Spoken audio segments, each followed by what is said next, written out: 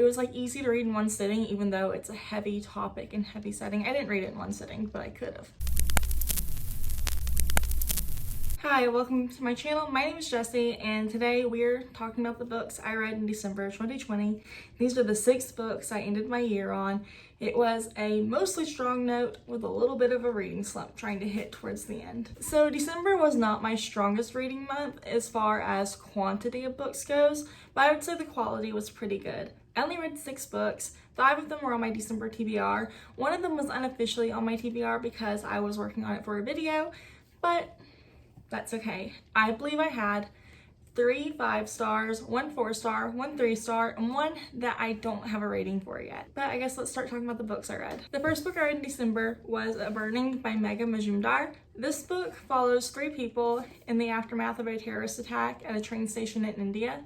The first person that follows is Javon, and she just works at like a retail store. She's trying to work her way up and help her family. And then one day there's a terrorist attack, and she makes a post on Facebook criticizing their government. And due to that post and a bunch of other circumstantial evidence, she is arrested and accused of being part of the masterminds that created the terrorist attack. And so she tries to, claim her innocence. She tries to get people to see her side. And while she's in prison, a women's prison, she meets a bunch of other women who also are likely innocent, but because of the way their culture works, sometimes they are not necessarily believed, and it's much harder to find proof.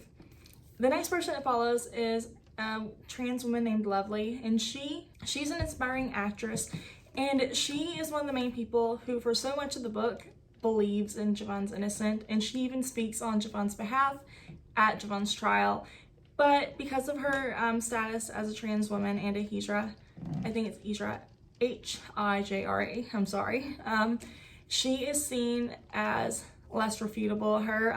Her testimony isn't seen really as valid or useful, and so that kind of happens to her. And then after the trial, her acting career starts to kind of take off, and so in order to not mess up her career that's just starting to work for her, she has to distance herself from Javon, and she feels guilty about it, but she's also she's worked so hard to get to where she is. And then the last person is the one I have the least empathy for, PT Sir. He was Javon's PE teacher in high school, and he really liked her whenever she was a student. He was really impressed with how athletic she was and how hard she worked in his class.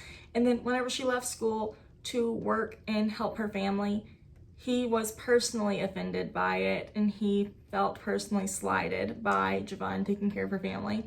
And so he also gets involved with this new upcoming kind of extremist or kind of radical political party that is very loyal to the country. And so in order to move up in the party, he's kind of been assigned to going to trials and speaking against the people who are being tried, whether he's been involved in any way or not. And he ends up at Javon's trial, and based off the way he knew her in the past, it's likely, he could give some type of character statement that might have more weight than Lovely's statement. And it sucks that would have more weight than Lovely's statement, but it would still help Javon. And he doesn't. He's like, nope, I'm going to do what I can to move forward, and even if it hurts her.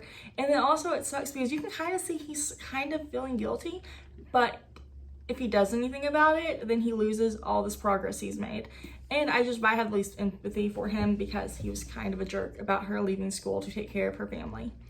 And overall, I really liked this book. I thought this was a really well-written book. It was written in a way that was easy to read, and I don't know how to describe that. It's just the way the author wrote. It was easy to read in one sitting, even though it's a heavy topic and heavy setting. I didn't read it in one sitting, but I could have. And then also, PT Sir, his chapters were from third person point of view, so you always knew it was his chapter. But then Lovely and Javon were both first person point of view chapters, but they had such distinct voices. I don't really know how to describe Javon's, but I would describe Lovely's tone as being a little bit more naive at times, or at least that was the way I kind of read it, and that may not be the most correct way. Naive is the best word I can think of to describe her tone though. But overall, I actually really enjoyed this book. I can't remember if I told you, but I rated it 5 stars, and I'm glad I started the month with this book. I wish I had read it sooner because it's been on my TBR so many other times this year, but I'm glad I finally read it. Next, I read With the Fire on High by Elizabeth Acevedo as part of my vlog rereading 3 of my favorite books. So this was a reread and I loved it. I actually loved it so much more this time that I changed my rating from 4 stars to 5 stars, and I'm still trying to figure out why I would have rated it 5 stars when I read it last year. But this book follows Imani Santiago, and she's a senior in high school. She is also a mom, as she has a 2-year-old daughter named Emma, and she's kind of trying to navigate, I guess, what to do from here because she's getting ready to graduate high school. She's trying to figure out what she's going to do with her life because what she's always wanted to do, which is be a professional chef, isn't as realistic as she would hope.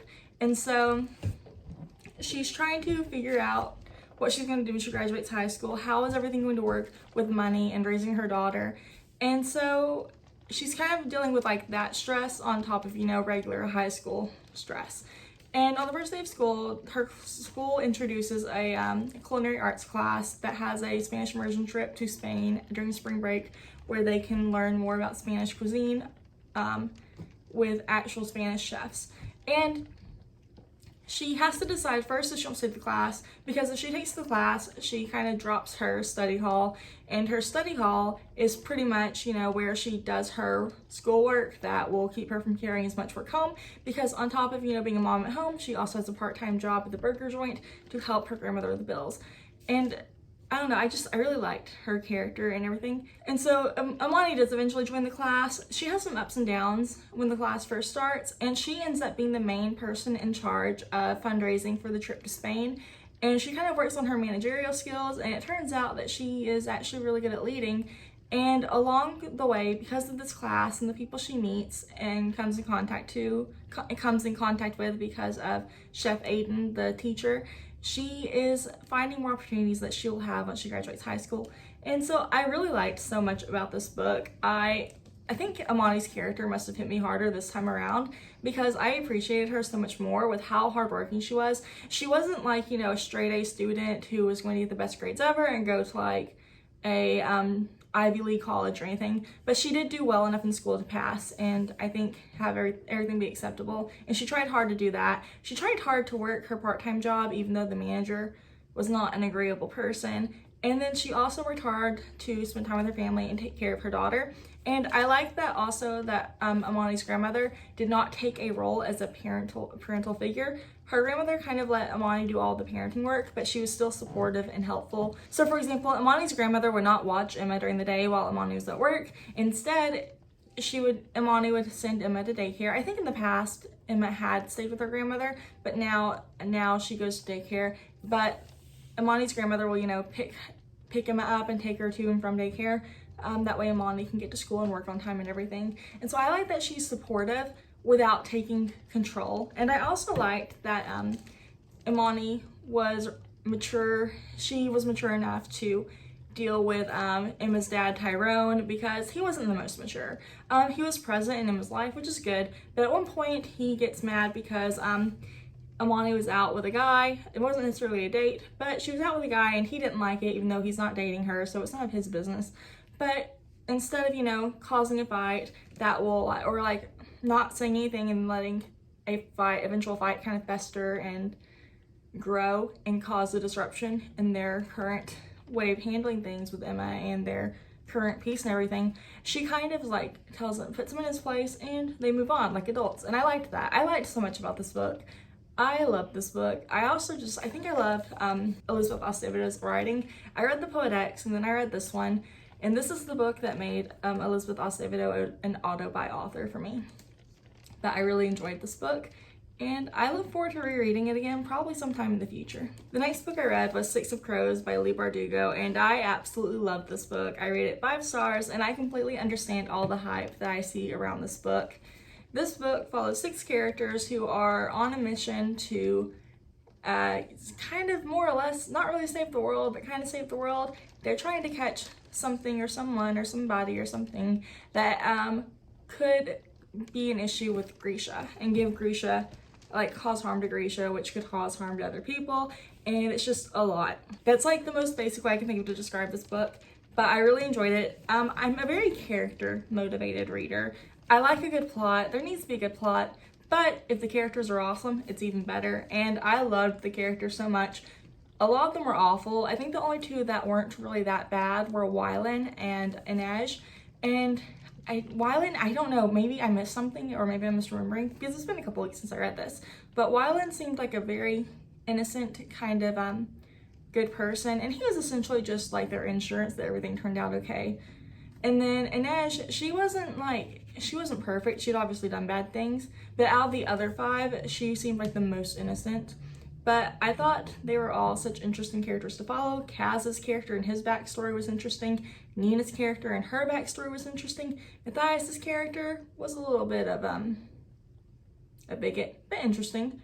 He like kind of gets over it, kind of, sort of. He's working on it. He's interesting. Everyone's interesting. Jesper was interesting, especially with him at the end. But this is a good book. I enjoyed it, and I'm looking forward to reading Crooked Kingdom. The only reason I haven't is because sequels stress me out in the sense that, what if it's not as good as the first one, especially when I loved the first one. After I read Six of Crows, I started to feel a little slumpy. I started to kind of not really be in the mood to read, and so I didn't force it. But so like a week or two after I read Six of Crows, maybe a week or two, my timeline might be a little off. I found the audiobook for A Wrinkle in Time by Madeleine L'Engle on my Libby, my library's Libby, and I listened to it, and I will say that I wasn't as impressed with this book as I was hoping I'd be. Sometimes when I read books that I read in school, I appreciate them more as an adult, such as The House on Mango Street. I don't remember it very well in school. I probably didn't like it that much, but I know that I really enjoyed it as an adult, and I was hoping this book would be like that. And maybe it's because I was already feeling kind of slumpy whenever I read it, but I don't think I retained anything. I wasn't overly interested in it. I didn't love it. I didn't hate it. It was just kind of there. So I rated it 3 stars, and it's unlikely that I will do a third read of this in the future. The next book I read was These Violent Delights by Chloe Gong, and I had such a hard time reading this book, but I did ultimately rate it 4 stars. This book takes place in 1926 Shanghai, China, and it follows 2 gangs, the Scarlets and the White Flowers, as they kind of are in a blood feud for like a couple generations. They hate each other, they kill each other on sight. But now there's also this monster that causes people to rip their own throats out, and it seems to be targeting the gangsters. So ideally, they should work together and, you know, beat the monster and then get back to killing each other instead of themselves. But they don't want to do that, or they start to try to do that, but it doesn't work out. So Roma and Juliet, Roma, who is a White Flower, and Juliet, who's a Scarlet, do end up working together and trying to solve the mystery. And along the way, you kind of uncover that they have some history from the past that they kind of have to deal with and work through. And that was really fun and interesting to read about. And then the ending, I loved the ending. The ending is what raised the rating for me. But anyways, I must say that the first half of this book, I kind of struggled to get into. It felt like not really anything was happening. It felt like there was almost too much time setting up what was happening, if that makes sense. It took me a really long time to get invested in the story.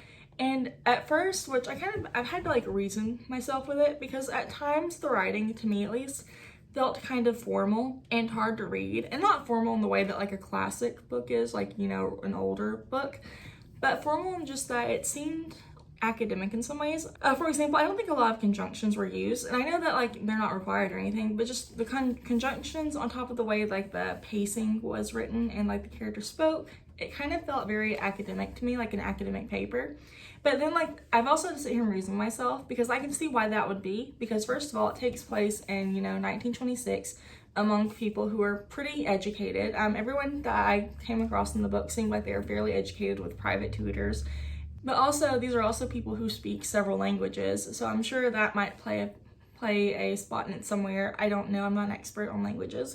But that kind of affected me being able to get into the book. But then, once Roma and Juliet did start working together towards the middle of the book, it got so much better.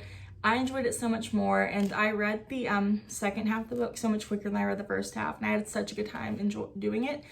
During the first half of the book, I was starting to think that this will probably be a 3-star rating, which isn't bad. It's just 4 and 5 stars are better. And then the second half of the book really raised it up to 4 stars for me.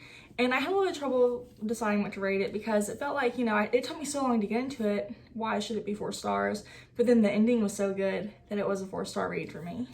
But I really did enjoy this book, and I can't wait for the next book to come out. The final book I read this month was Her Body and Other Parties by Carmen Maria Machado, and I read it as an ebook and an audiobook. I kind of went back and forth, and I haven't been able to decide on a rating, like if I should rate it, if I shouldn't rate it, because it was just so interesting. It was kind of a collection of short stories, and each story had like a different plot, but they were all kind of like experimental and feministic, and I don't know if that's a word. For example, in the first story, the woman, she has a scarf around her neck, and she spends like her whole life pretty much pleasing her husband, doing what he wants, and the only thing she asks is, please leave my scarf alone, and in the end, he doesn't. Like, that was all she ever asked for. The second story follows a woman and like her like lovers over time during some type of pandemic, and that one was kind of surreal to read because I was like, I almost Googled it, or actually I did Google it. It was like, was there another pandemic before this that happened recently that I'm somehow completely missing? Because just the way it was written felt so real to right now, with people not listening to guidelines, not quarantining correctly, and just it was crazy. It was so good though. And this book was published in 2017, so Corona wasn't really a thing at that point in time. So that was interesting, and that story was fun. Another story that was in the book that I enjoyed was about women are somehow like their bodies are fading and becoming see-through and mostly non-existent, and she works in this prom dress shop, and one day she goes to the maker of like the person who makes the dresses. She goes to her house with her daughter, the daughter of the person who makes dresses, and she sees that like these like see-through women are like forcing themselves to be made into the dresses, and it like just shocks her. And then her girlfriend starts to go see-through too, and once it happens, there's no way of stopping it. It just happens. And I think when they go see-through, they feel empty. And at first, you know, the media is like really pitying and towards, it's very pitying and sympathetic towards these women who are just turning see-through for no known reason. But over time, it becomes they're doing it on purpose to get us. And I don't know, I enjoyed this story so much. I think I want to try to read more short story collections in 2021. Anyways, those are the 6 books I read in December, and those are the 6 books that are closing out my 2020 reading. But I just want to thank you guys so much for taking the time to watch this video. If you read any of these books, let me know what you think. If you read any really good books towards the end of the year or anything you want to just talk about, please let me know in the comments, and I'll talk to you later. Bye.